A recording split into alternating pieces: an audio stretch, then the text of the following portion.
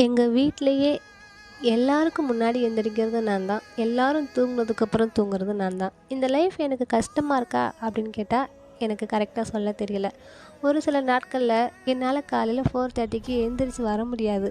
யாராவது போய் நம்மளுக்கு கடையை திறந்து கொடுக்க மாட்டாங்களா அப்படின்னு நினைக்கிறப்போ, எள்ளு தான் எண்ணெய்க்கு காயணும், எலி புழுக்கையும் ஏன் சேர்ந்து காயணும், நம்ம தானே கஷ்டப்பட்டு கடை வச்சோம், நம்ம தான் போய் திறந்தே ஆகணும் அப்படின்ற கட்டாயத்துக்கு தள்ளப்பட்டதுனால எவ்வளோ கஷ்டமாக இருந்தாலும் நானே எந்திச்சு வந்துடுவேன்.